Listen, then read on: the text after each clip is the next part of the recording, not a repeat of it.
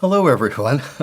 I'm Terry Moore, and I've just authored this book, my fourth book, Doors to Awareness, Meditations on the Real, and today is the live launch. I'm very glad that you're here. It means a lot to me that you're here to watch and participate in this. A little later on, we're going to be giving away a copy of this book, a signed copy. And if you'll put your name in the sidebar, a little later on we're going to choose one at random, and then it will be in the mail tomorrow morning. But we're here about this book. And this book is my fourth book about the spiritual life. And I think that requires a little explanation of my background, because I've been involved in spiritual things for a long time. It was really in high school that a very powerful experience set me on this journey. And I spent a lot of time trying to find the truth and where it was hiding and who could show it to me and how I could get to know it myself. That took me down a number of different paths, some of which were beautiful, some of which were not so beautiful. But eventually, I found a philosophy called perennialism. And what perennialism is the philosophy that there is a perennial truth, a Sophia perennis, that appears in all of the great traditions and in all of the wisdom traditions of the world, because they're all about taking one back to the one perfect unity, which we call God, the infinite, the perfect. Now, perhaps the greatest author of books on perennialism is the 20th century philosopher Frithjof Schuon, whom I knew personally. And perhaps perennialism is best stated as the title of one of his books, perhaps his most famous book, titled The Transcendent Unity of Religions, because that's what perennialism is. It's about the transcendent unity of everything. I got to know Frithjof Schuon in the mid-70s because of his works that brought me to him. He was also the sheikh of a Sufi order, which I joined and later became a functionary and finally a teacher in. And that process was very helpful and is certainly true and real and helps one know oneself and God and the nature of the real. And I did that for a long time. And then sometime late in that experience, several of my colleagues and I decided that there needed to be an additional emphasis on action, an additional emphasis on being able to take all of these beautiful things we knew and were being taught and that we shared among each other and put them into action, so that rather than simply being beautiful spiritual principles, they could be used in ourselves to open up ourselves to know personally and existentially the true, the real, the one. And with a lot of help from others, I created what were, in fact, a series of some 60 different workshops, all using the themes, and there are 6 themes that were given to me by Frithjof Schuon that form the basis of this practice. Now, the point of the themes, of which there are 6, and the use of these themes, which is what this book is about, is that they are methods of interiorizing ourselves so that we can get on with whatever practice we actually are doing. The themes of meditation are not intended to replace any spiritual practice that you are now doing, but I'd say they have a very good chance of being able to help you because they are transitional tools that helps one interiorize so that one can get to the various practices that you might be doing, whether they are traditional or New Age. And that process is very important, because if we don't do that, then all of the wisdom we have, all the things we know, all of the beauty that we see remains conceptual. And unless we have some way for making that real and existential, it simply stays as an idea. So that's what this book is about, and today I'm going to do a little reading from it. Then we're going to do a meditation, and a little later I'll be taking some questions. But for the moment, in order to introduce this book, I'd like to read the preface and maybe make some comments as I do. So here is the preface to my new book, Doors of Awareness, Meditations on the Real. Preface. And I begin with a quotation from Plotinus. Life is the flight of the alone to the alone. God, the real, the true, whatever we may call him, and we all have our own names depending on our tradition and our personal preferences for that which is beyond duality, for that which is finally true and perfect, and that which we seek. We also have our own practices for doing that, and those practices are generally some kind of worship or prayer. This book uses the term invocation, which is a term that can be used across traditions, that process of calling on or calling forth the true. In Sufism, this is the dhikr Allah, the remembrance of God, the repetition of the divine name Allah, on and on. Similarly, in Christianity, this is the practice that is sometimes known as the Jesus prayer or the prayer of the heart, that uses the name of Jesus or a verse of Scripture as an interior prayer and invocation.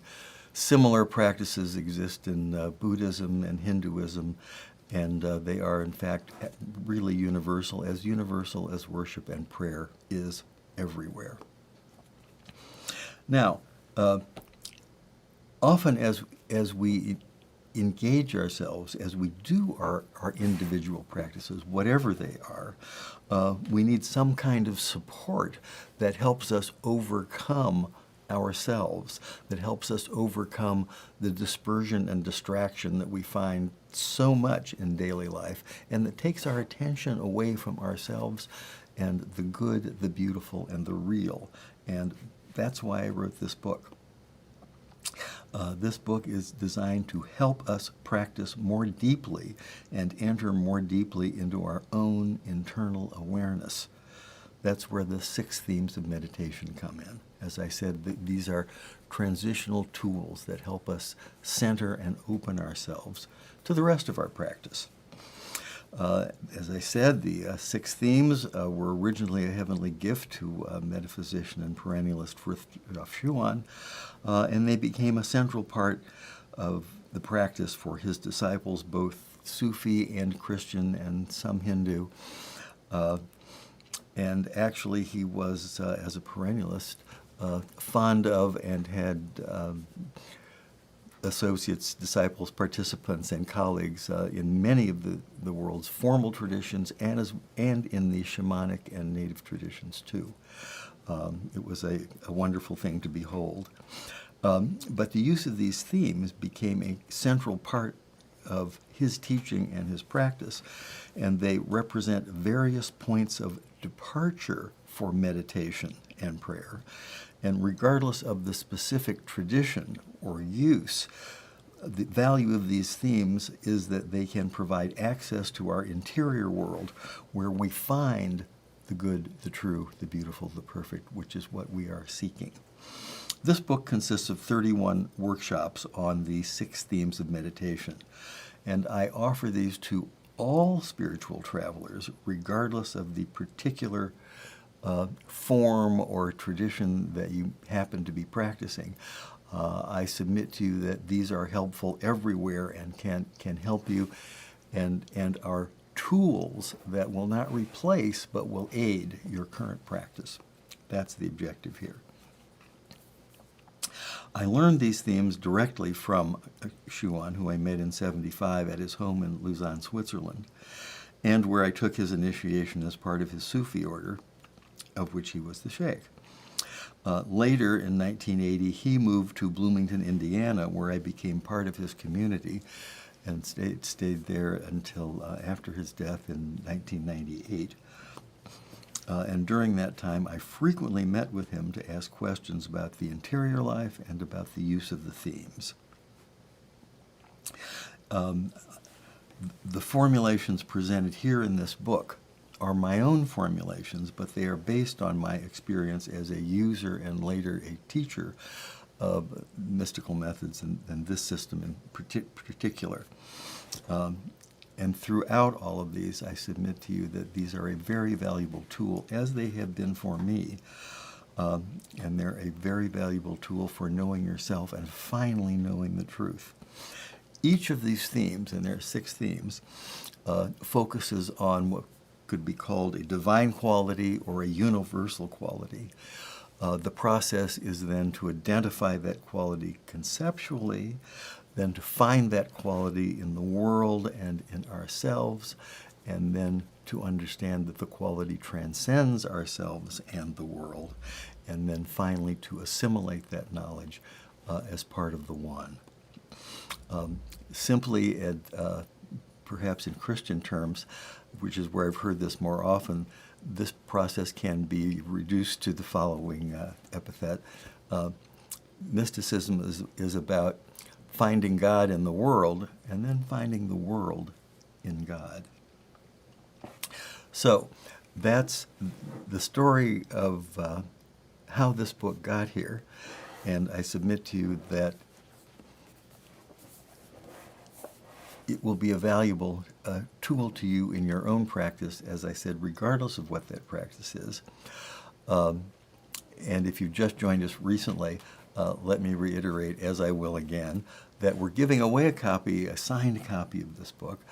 And if you will put your name in the chat box on the side, we will select one at random later during this very presentation. We'll tell you who it is, and we'll have it in the mail tomorrow. So, now, the themes. There are 6 themes, and they are essentially the qualities of purity and the quality of action and the quality of peace and the quality of goodness and the quality of the uniqueness of the good, and then the quality of the ever-present ubiquity of the good. But these are explicated in detail and in practice throughout the book. And in order to give you a glimpse of that, let's take one of the exercises from the book. And I'm going to do this, I've done this pretty much at random. The workshop, which is in the book number 18, it's called Experiencing the Themes and Knowing Who You Are. So let's begin this practice. Let me just read about the theme and the practice, and we'll maybe do a little meditation afterwards. But this would be a good example. All right. Throughout this section, we will draw on 3 overriding principles. These are good to remember because they are essential. First of all, these exercises require paying attention. Number 1, pay attention.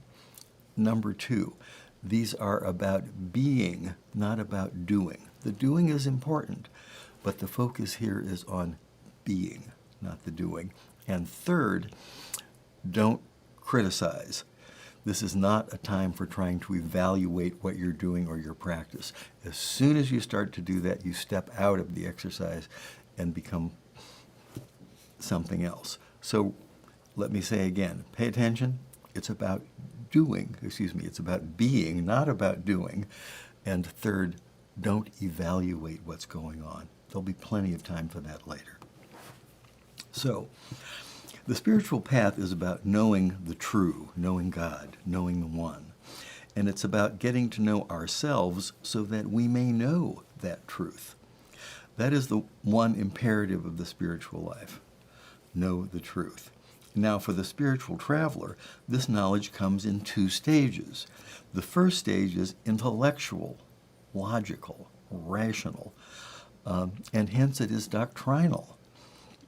Doctrine is a wonderful thing because it allows us to anchor whatever it is we say, do, and believe into reality. So doctrine is essential. You have to know what we're doing.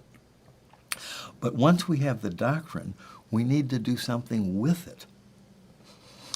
In the second stage is really the most important part of the spiritual path because method leads to experience. And it is true that we don't chase after experiences, but it's certainly not irrelevant, and it is certainly important that this existential quality of knowing personally is what we are really after. But it goes with being created and being in the human state, and that's why we have experiences, because after all, that's why we're here, to have experiences. And that is to say, we are here so that we can learn by our experience, and through that experience, get to know the true, the real, the one, God. So, what do we do with experience when we have it? Whether it's the experience of having the pain in your toe at the moment, or some grand, lofty spiritual experience. There are two things that can be said about experience. One is that experiences come and go. Now, we know that things that come and go can't be finally the truth, because the truth is stable, it's one, it's real. God doesn't come and go. And that's a very important key, because we'll have all kinds of experiences and sensations. And the first thing to say about them is that they come and they go. The other thing we know about them is that we observe them. It appears to our consciousness. Consequently, we can say that things that appear to our consciousness are not really us. As they say in philosophy, no pot is large enough to hold itself. So that which observes experience can't really be experience. So that must be something else. So here we have the two qualities. One that comes and goes, and the other that observes them. Now, that happens throughout the continuum of experience. One of the levels that is particularly important is physical, corporeal, bodily experiences. They are important for a variety of reasons. One is that the body has a way of insisting that it's real, and it does so often with pain, when it asserts that I am you and I am the body. Pain is also available, intimate, and immediate. We all know that experience. It gives us an environment, a method, a place to work, which is a place to work on this very question of experience. And although the goal of the spiritual life is to become that which we know and to become ourselves and to know that which we are, one of the easiest and most important ways to begin to find out who we are is by using the body. So there is a place in the spiritual life for the body. Often our exercises begin with exercises in bodily awareness, because the body is something that we have. We don't want to leave it behind. If we use it properly, it will not only not hold us back, but it can actually facilitate and help us open ourselves to spiritual experiences. So this was about experiencing who we are through that kind of knowledge, and the body is very important in doing that. The body is one of the four key elements of what we are calling the unified path, and that's really a later discovery or observation or inspiration in my spiritual life to discover that when we look back at the great saints and sages of history, what we learn from them, if if you look at their practices, is they come from traditions and practices that deal with the whole person. The practices are holistic. And so often these days, it's easy to be hung up on a technique or a particular approach that doesn't include all of us. And when I say all of us, for practical purposes and for the purposes of explicating the unified path, we talk about the body, the mind, the heart, and the soul. And unless we deal with all of those components of ourselves, we're leaving something behind. And that same thing that we're leaving behind may hold us back. And even if it doesn't hold us back, if it's not being used properly, it isn't going to facilitate our opening, our approach, our understanding, and our use of the various wonderful spiritual tools and techniques that we have. Excuse me.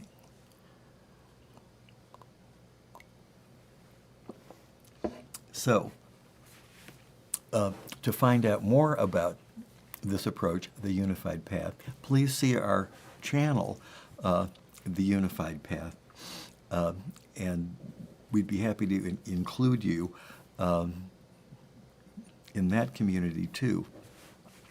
Anyway, as I was saying, this book is about the themes, and I think we're probably at a point now where we can try a meditation on the themes, and I'm going to pick one at random here. All right, I'm going to pick theme 3, which is about peace. So we're going to do a little meditation for about 5 minutes. Just relax. Just relax. Really relax. Take a deep breath and exhale. Another deep breath and exhale. And as you exhale, let everything go. All your cares, all your concerns, all the things that are in your mind, let them go. Just for now. Just for now. Another deep breath. And let things go.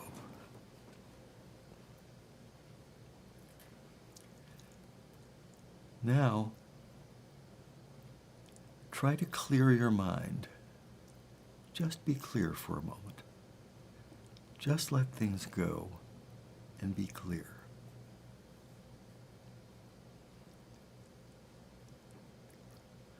Things will come to you. Sensations, memories,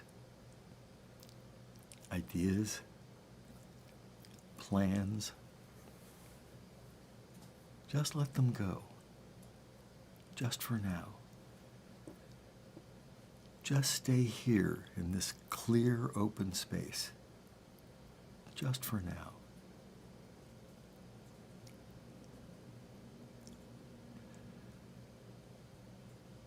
Things will come. Let them go. They don't need to carry you with them.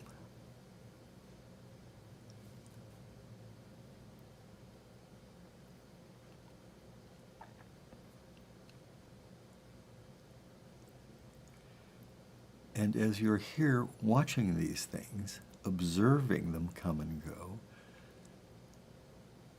notice you have a choice. The choice of letting them carry you with them and be involved with them, or just letting them go. Notice you have that choice.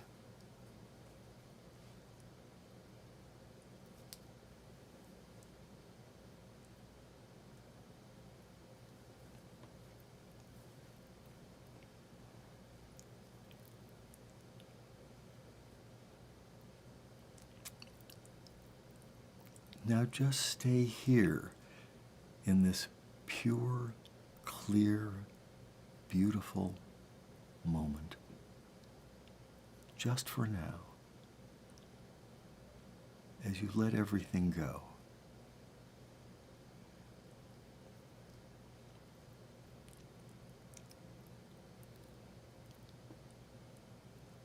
Just be here.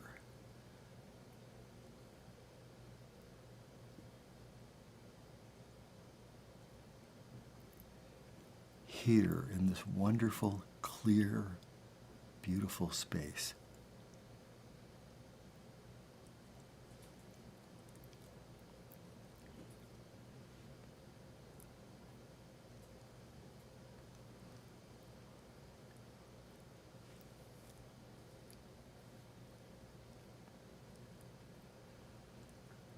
Let those things go.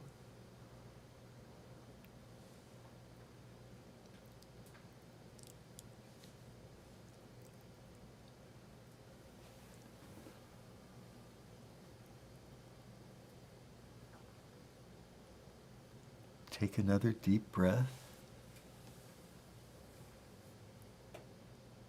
Exhale.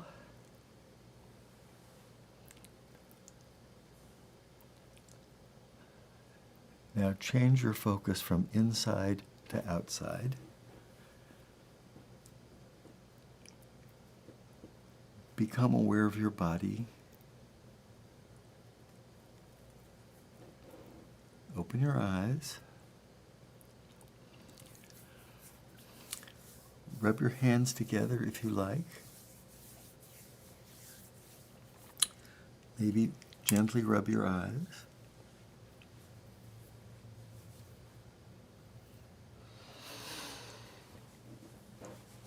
And relax. That's a quick meditation on peace and the use of the third theme. We'll be doing more of that in the future.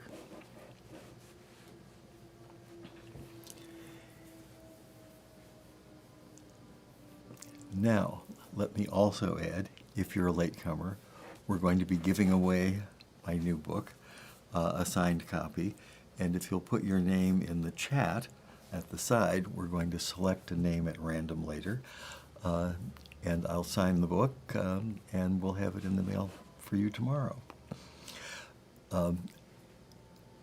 Also, I'd like to ask you to subscribe to this channel and to see us on our other sister channel, The Unified Path. We'd be glad to have you there, and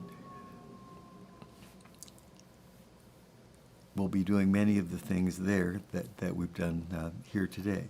At this point, I'd like to say I'm very glad you're here, and if there are any questions, I'd be happy to try to take some now, or you can submit them on our channel later by email. But if there are any questions now, I think there have been a couple, I'd be happy to try to answer them.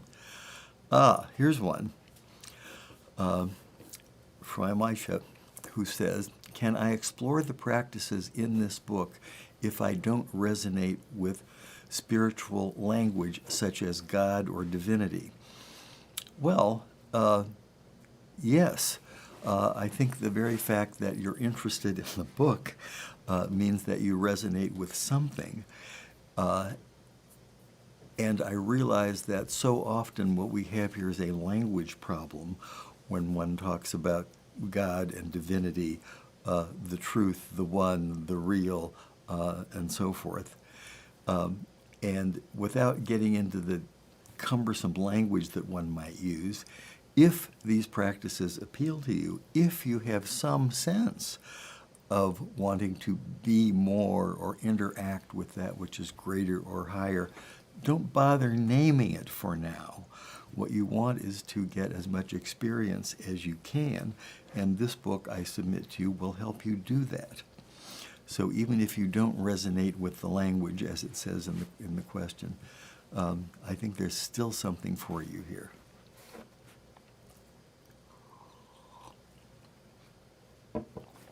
Now, next question.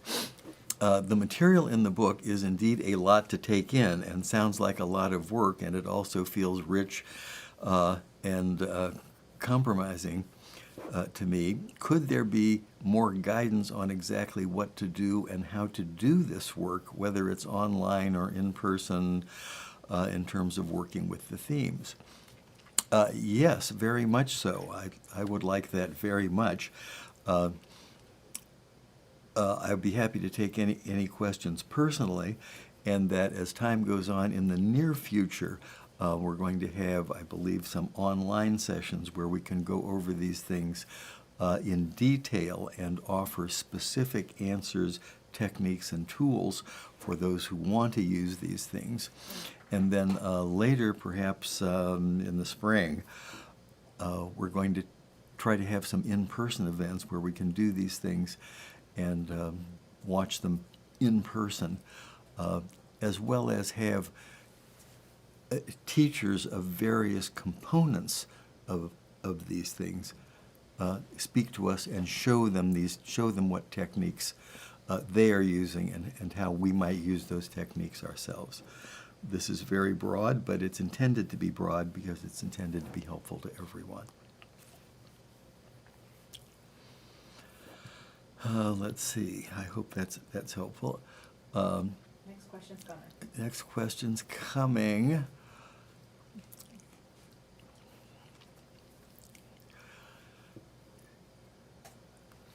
All right. Aisha asked, what's the difference between this book and my previous books?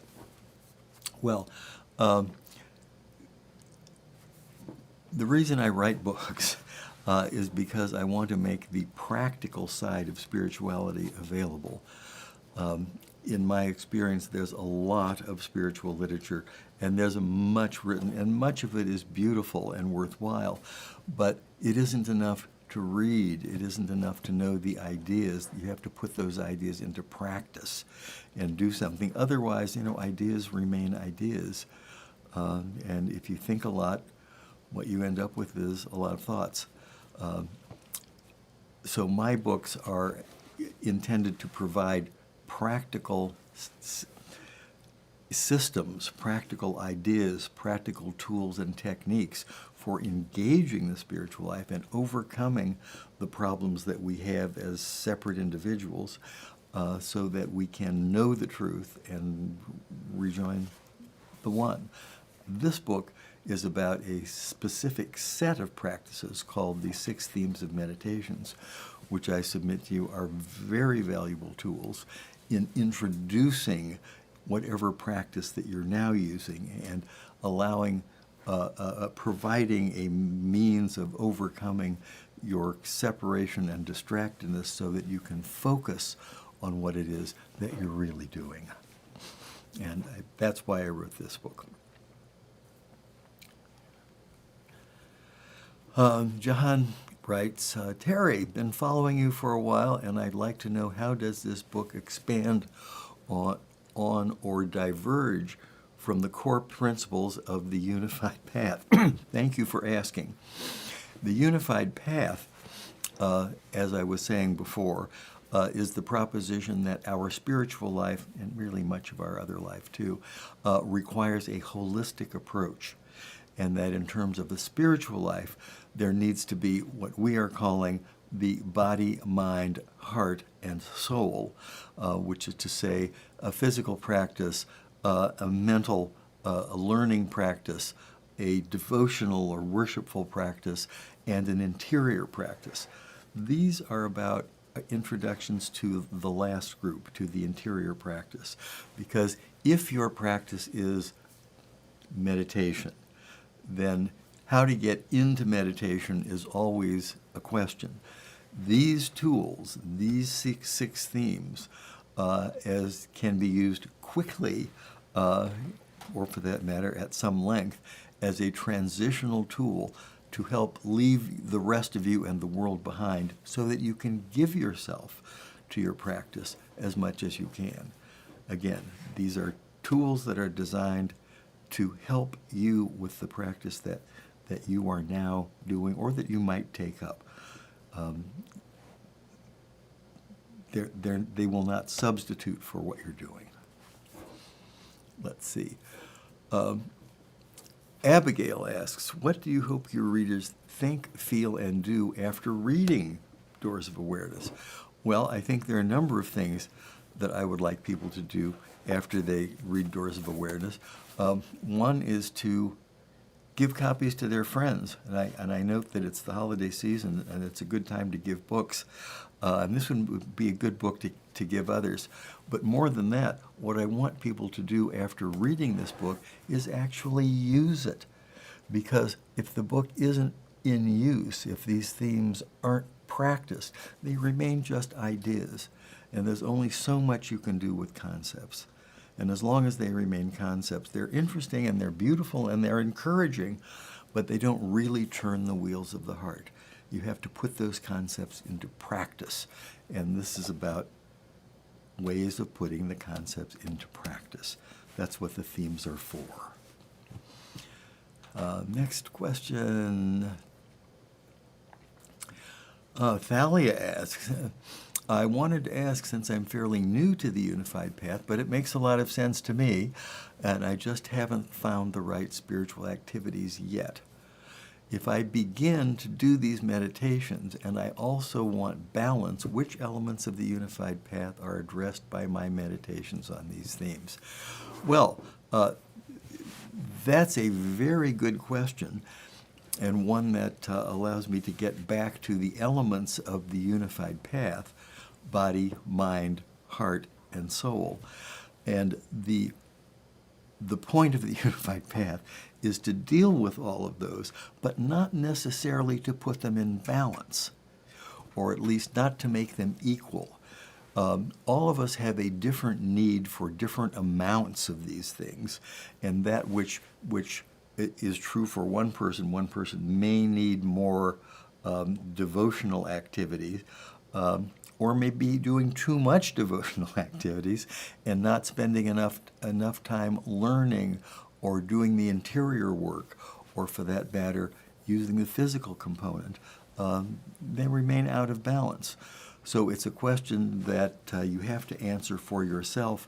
I have a video out here on self-assessment that will help you, I hope, assess where you are and where these various elements are in your life and your practice. But it's an individual question, and it's one that you can answer yourself, I hope. You can answer it in conjunction with others. This is a practice that is very much open to discussion with others and community. And of course, I'd be happy to help in any way that I can. But it's a very good question about which elements are necessary for you.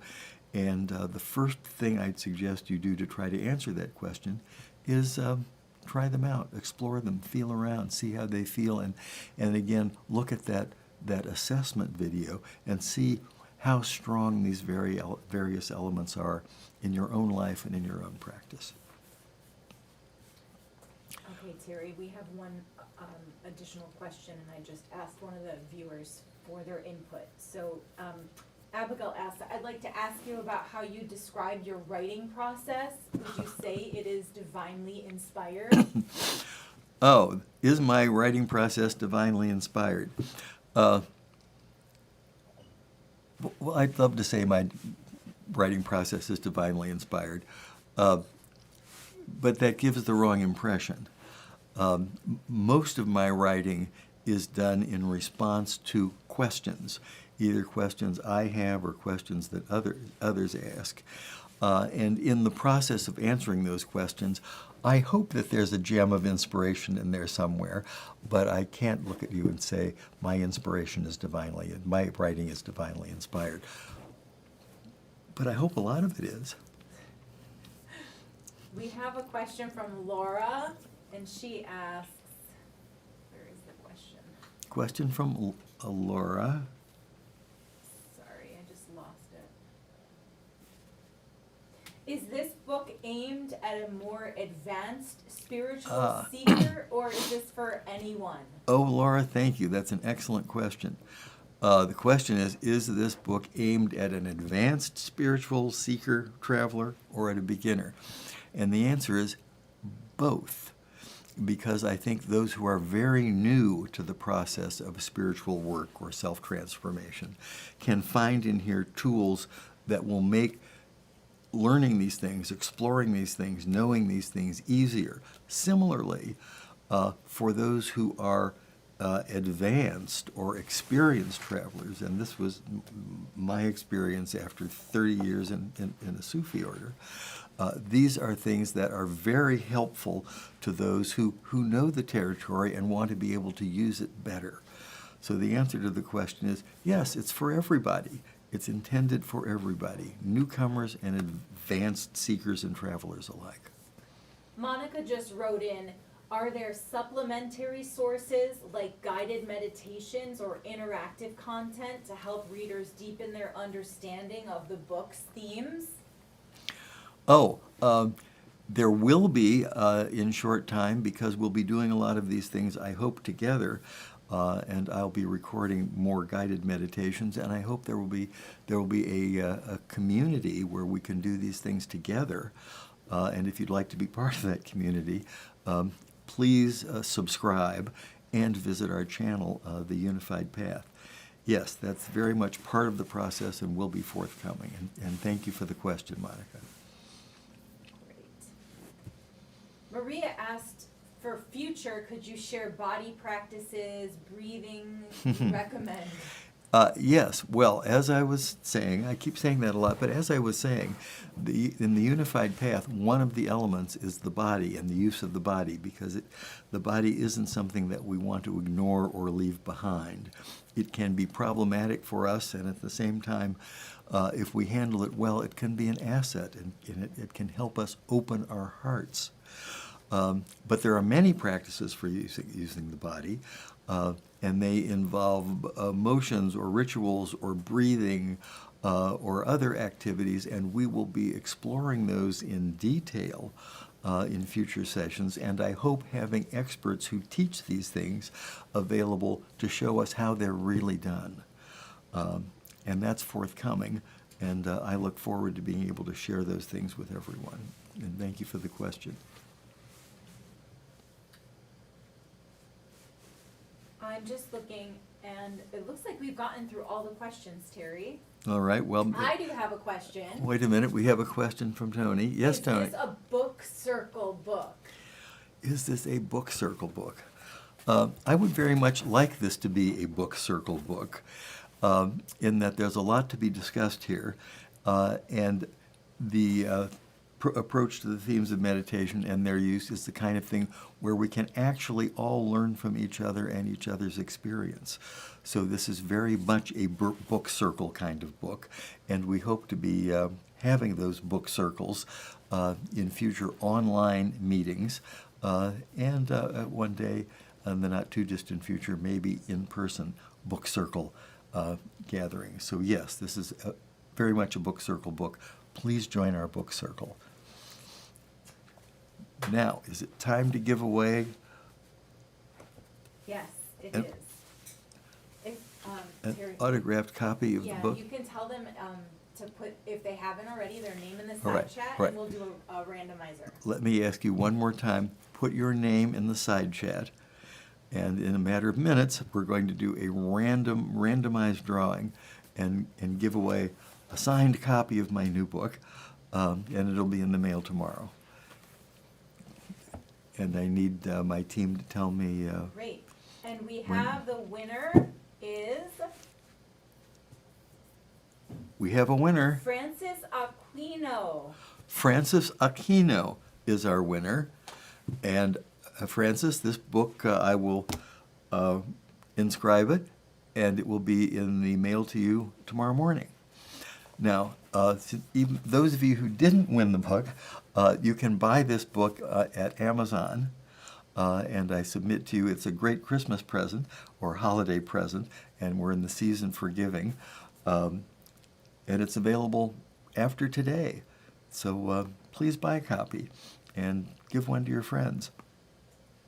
And do subscribe to this channel, and do please visit us on the Unified Path. Thank you for being here. Greatly appreciated.